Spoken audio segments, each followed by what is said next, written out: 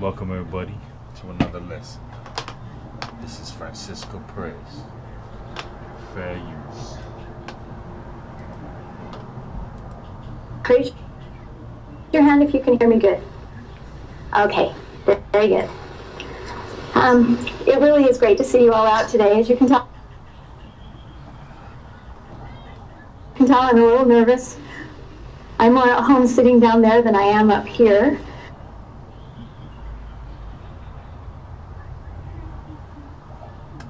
But just a little about myself. I'm a trustee with the Ancient Historical Research Foundation and an avid researcher of all things ancient. I just love it. I've lived in Utah most of my life and have fallen in love with the mysteries of history that seem to be in every corner of our state. The more I learn, the more I understand how much history has been lost and even deliberately hidden from us. Sometimes discovering the truth can be as difficult as it is exciting. But this afternoon, we're going to take a look at Brewer Cave, which is a controversial subject. But as many of you know, Brewer Cave is purported to be a burial chamber containing giant mummies, artifacts, and ancient metal records. The location of the cave is unknown. So it's a record vault. This is where they get all the information from. This is a record vault of the records of history of you and I and everyone else. Leaving many of the details shrouded in mystery. Where is it? Utah. There's a lot of misinformation out there. Stories have circulated, and separating fact from fiction is difficult at best, but that is exactly what we're trying to do. I'm not here to tell you that the story is true. I will share with you the facts that I have learned and some interesting correlations, but then it's up to you to decide for yourself. So we'll go ahead and get started here. Our story begins with George Keller. He's the adopted son of Jacob and Anna Keller. George grew up in Manti and spent a lot of time in the hills with Lone Eagle, his boyhood Indian friend. Lone Eagle showed George what he called the Cave of the Great. Now, is this George Keller a Negro? Huh? Gonna get an amen. And get a higher. Spirit. Lone Eagle's father had shown it to him when he was about 6 years old and explained to him that it was a sacred burial place protected by the spirit of a great Indian chief. The boys often played there. Now, as time went by, Lone Eagle moved away. George worked for many years on the Keller farm, often thinking of the cave that he'd visited in his youth. Later in life, Keller fell from his horse during a terrible snowstorm and lost all his fingers to frostbite. By the 1950s, he was an older gentleman doing childlike chores to provide for himself. He was honest and respected by many in the community when he crossed paths with John Brewer. Now, this is John Brewer and his wife Doris, the year that he found the cave. In 1955, Earl John Brewer was 22 years old, living in Moroni, Utah, and working at odd jobs to support his young wife and family. Intrigued by relics of the past, he often gathered arrowheads from the hills and valleys of San Pete.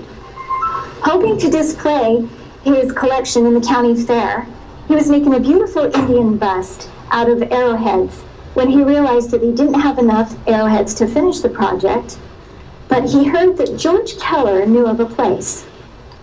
So for a bottle of wine, Keller told John Brewer about a cave behind the temple. Brewer could not find it the first time that he looked, and he offered Keller another bottle of wine if he would take him there himself. They drove up the hill behind the temple. Keller parked his truck and pointed out an opening. Brewer found 30 arrowheads right off and returned to the truck a very happy man, commenting, "No wonder I couldn't find it. It wasn't on the temple hill at all, but the one in back of it." Well, thus began the adventure of a lifetime. Fortunately for us, John Brewer kept a journal. He wrote of his discoveries and So, I think John Brewer's journal is potent. That's what we need to look at too, because he's gonna tell you describe the items that he found. He also spoke of going to the cave not only to dig, but to work, to study, and to think. It became his refuge, so to speak. The published portion of the journal is believed by some to have been fabricated, especially since Brewer himself said that no one had seen his journal. However, quoting Terry Carter, founder of the Ancient Historical Research Foundation, just like John Brewer's cave, his journal has also spawned great debate as to its authenticity. While researching and interviewing people over the years, I have come to the confident conclusion that this is indeed John Brewer's own excerpts from his personal journal. Now, many of you know Terry Carter, and that he has done a tremendous amount of unbiased research on this subject. He's very generously shared much of what I'm presenting today, and I would like to say many thanks to you, Terry. He's back here. Now, as we follow the journal excerpts, we get an inside look at John Brewer's thoughts and feelings about events that were unfolding, and a feel for what kind of man he was. Just 1 week after Keller showed him the cave, he writes in his journal, "Went to the cave and moved a little dirt." Brewer immediately began finding artifacts of great interest. In addition to arrowheads, an Indian drill, and pottery, he found a little book. This book had marks on the front page, a scorpion motif, which looked like it was Scorpion motif. Scorpion motif. Stamped rather than cut or engraved. The book was covered with a mud-like pottery that was very hard to remove, and it had a copper band around it to hold it together. He also found a little gold plate. He worried about finding this one because gold is a highly prized metal and can cause trouble. He found an inscribed bell-like object made of lead. Oh, look at that writing. What does that writing look like to you? Is that a swastika? It's crazy though. This is not your regular writing from America. At this point, he had dug down 4 or 5 feet. He eventually found at least 2 of these bells. This picture is actually 2 different photos of the same bell, but there were more. He found several more items of lead, as seen here. He also found objects of wood or bark, something resembling a metal chisel, but too soft to use. So this looks just like the Michigan stones that they would wear around their neck, like fat gold chains. As one. This could be chest plates. You never know. And a large inscribed stone measuring 8 by 8 by 28 inches. Now, one very interesting item was a chunk of pine gum, which he tossed aside, thinking that he might just chew on it sometime. It was several months later when he decided to take it home and cut it open and see if there were bugs inside, similar to what you'd see in amber. Well, he didn't find any bugs, but he did find a rock with a map drawn on it, which had been preserved in the pine gum. He spent a lot of time trying to figure out that map. He bought a Utah map and cut it up into pieces about the size that he thought would match this map rock. Well, that didn't work. The size was all wrong. He tried to piece it back together, but in the end had to buy a new map. 4 months later, he thought he had it figured out. Thinking it was in northern Utah, he knew his old car wouldn't make it that far. So he had to wait until he could buy a new car, drive to the area, and then nothing matched up at all. Time to start all over again. It was another 4 years before he finally realized that it matched the Sanpete area. The map rock was described by Brewer's acquaintances as having a central location with little footprints that went out to other sites. It was marking burials and repositories. Now, reports vary as to how many locations were on the map, but supposedly 7 of them were in Sanpete. We know he found at least 2 other locations, one near Spring City and one across the valley near Wales, where he found inscribed stones. You can see the one up here on the right. So multiple locations they found stones, You can see the stones in the Grand Canyon. You can see the stones all throughout this area. Yeah, you're looked at like you're crazy when I look like the stone. Was broken when he struck it with a pick. And incidentally, his reading of the map rock was accurate within 15 feet of the target. Using compass skills that he learned in the Army, he located the first site. He dug a small circle where his lines crossed, and then circled out from there. By the time he had dug out from the original spot about 15 feet, he found the landmark and knew he had it right. Now, another site that was marked on the map was an ancient library, a large repository of records. So, they're finding libraries and vaults full of historical books on the history of America and the peoples of America, written by our ancestors. And you ain't never heard of this. You ain't never heard of this. Tell me you heard of this and I'll slap you through the freaking camera. Come on now. The site should have been on the west side of the valley on a bald spot often called West Point.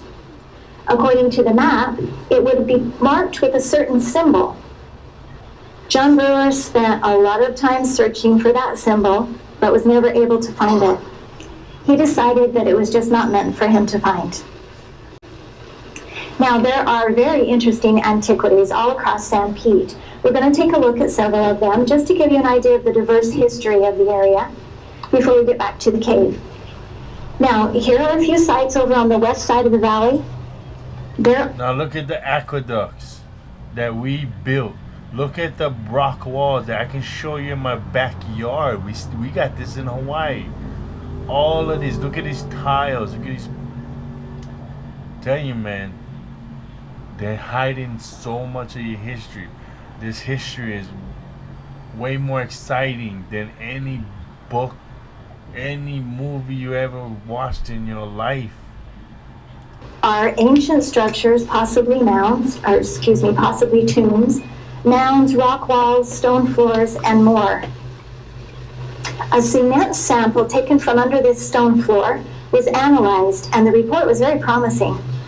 Under the microscope, the sample appeared to be a prehistoric formation, a mortar that was mixed anciently, similar to the ancient Egyptian mortars.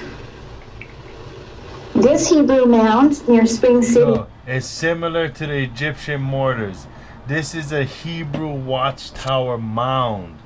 Now, do you guys see why I watched this video? See, you gotta watch a lot of these videos. If it's talking about Utah, the Four Corners region, we need to see it. This is about Nephilim. You wouldn't have watched this. Oh, Nephilim this, Nephilim that. But how does this not play? For they came down and had sex with the daughters of men and created giants. Nephilim. This is all relevant. This is all actual history. Hebrew watchtower mound. And it's similar to those scattered across the Holy Land. So what they do, they go back over there and they started building these mounds to try and fool you. Or maybe when you're up there, you created some of these mounds. I'm telling you, you're not just pushed in one area. You are a great navigating nation, seafaring nation. You could go anywhere. You're the smartest people. When you put your mind to it, you start being stubborn and stiff-necked. You need to assemble, unite, and start thinking.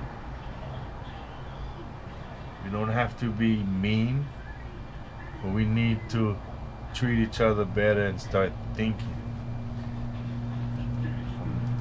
It was shown to me by my friends Dan and Jean Nielsen. The Strait family owns this man-made hill with sloped sides and a flat top. It was identified by Professor Lambert Dolphin as a Hebrew watchtower mound and is similar to those scattered across the Holy Land. It is rumored that Dr. Paul Chessman found 3 metal plates buried in this hill, and that scans have shown that an ancient rock wall lies just beneath the surface of the mound. I have not yet been able to verify that. According to an acquaintance of Brewer, the location of these panels was marked on the map. These are above the Manti Quarry on the northeast side of the Temple Hill. Now we see petroglyphs. This looks like Celtic writing. And then we seen the other, like, modern Hebrew writing and other scratch writing throughout history. And you see the Hawaiian style petroglyphs, the ancient Hebrew writing, ancient Semitic writing. Up here on the left, upper left, is the ledges where the glyphs are, and then 2 photos of the actual glyphs. The glyphs seem to be a mixture of Ojibwa, Egyptian, Aztec, Mayan, Hebrew, and other cultural symbols. Some claim identified by Professor on the map. These are above the map, an ancient carved head of a serpent, similar to those that... So this is a carved head of a serpent. Now we know that Moses defeated the Egyptian sages with the serpent that his staff changed into. In Central America. Another interest years. Mixture of Ojibwa, Egyptian, Aztec, Mayan, Hebrew, and other cultural symbols. And then 2 photos of the actual glyphs. The glyphs seem to be a mixture of Ojibwa, Egyptian, Aztec, Mayan, Hebrew, and other cultural symbols. Some claim these glyphs are modern creations. So all the ones I named, plus they leaving room for others, so they know there's many nations. Professor James Harris and others felt they were very old, possibly even more than 2,000 years. Now on the lower left here is what some believe an ancient carved head of the... That's why when they said that, when they came here, had a mixed array of people, but looked like the Israelites went through them all. Because if you go in Hawaii, you see a mixed array of people, but look like the Hawaiians went through them all. They all look beautiful, more prettier than what they used to. They're all more graceful than what they used to. Oh, this looks like Hawaiians went through all these people here in Hawaii. But we don't seem to find the Hawaiians. Come on now. At that time, there was still people, but I'm saying today, that's what they say about Hawaii. Oh, we see a lot of different nations, but we don't seem to find a Hawaiian. But we can see that the Hawaiians lended a lot of their attributes and phenotypes to these people. Come on, guys. Battle up.